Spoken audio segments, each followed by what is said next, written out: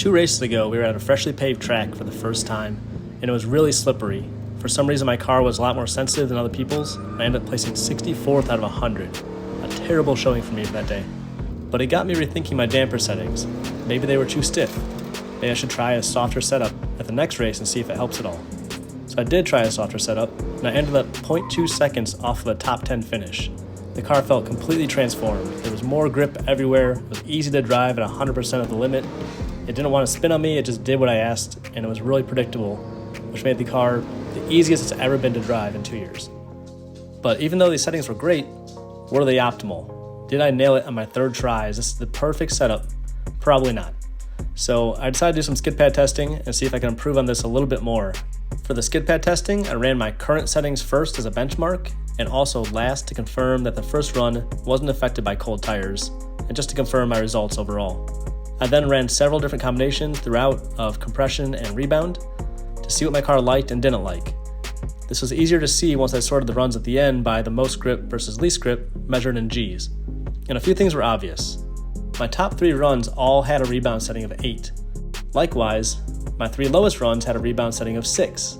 In my mind, that's not really a big change in settings, but it is a big change in performance, so we're right there at the edge of something. Also, I found this really funny that my current settings performed the worst both times. This is the epitome of racing. Even when I think I did something great, any change at all proves better results. It's kind of ridiculous, but that's why I'm doing this testing. And finally, even though my top 3 runs were very close, they all had different compression settings. So it seems like at these low compression settings that it doesn't really make much of a difference. And with these findings, it was time to confirm my results with a second smaller test. So I ran my top performer first and last, like I did before, just to rule out cold tires, and then my next 2 best settings. And I also threw in, out of curiosity, my old settings just to see how it compares, see if there's anything that stands out there. Kind of as expected, these all performed identically, except for one, and it was quite a bit better. The setting that had compression 2 and rebound 8 showed the best run, and it was by quite a bit. In the first test, it was actually 2nd place, and now in the second test, it's 1st place. So it's been consistently at the top, and this is what I'm going to call my new settings. With my settings optimized, it was time to put them to the test again at the new slippery track. Would I see a big bump in performance like I'm hoping, or would I slide my way back down to the bottom half of competitors once again? Here's my best run of the day and the results.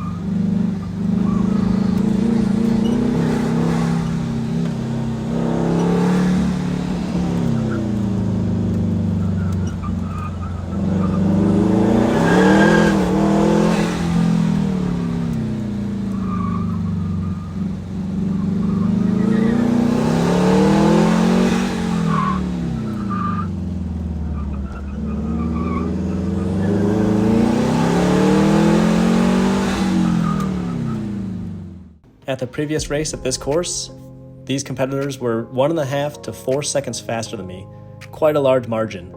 But today, most of them are less than 1 second ahead of me, except for the Nissan at the bottom, which is about 1.7 seconds. But even on him, I gained 2.3 seconds compared to last time. So you can see I did make a large 1 second to 2.5 second improvement on everybody here. My optimized damper settings showed up in a big way. Tuning your damper settings so your springs can work more efficiently is definitely worth the time. Overall, I still finished 30th out of 77 cars, so it's not really something to brag to your mom about. I mean, I still called her, but it was a short call. But I want to point out a few other cars that really slid back with me on the slippery asphalt. So we have here this car that placed 6th at a grippy track, and at the slippery track dropped to 20. This guy also finished 8th at the grippy track, and this week, 19th. And another top finisher in 14th place dropped all the way down to 32 at the slippery track.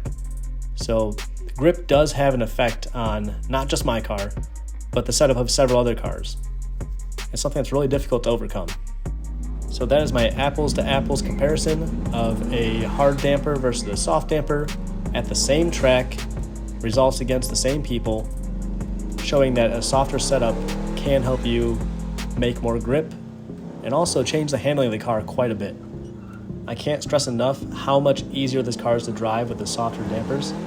I've always heard that race cars are stiff and low and fast, and the stiffer setup did not work well for me. The car was more likely to slide and spin out. The softer settings are much more forgiving, and I think you can hold your peak grip for longer. You stay up there. It's kind of like a bell curve. So you're able to flatten out that top and stay in the sweet spot a little easier. But anyways, thank you for watching. Please be sure to check out my other videos, and I'll talk to you later.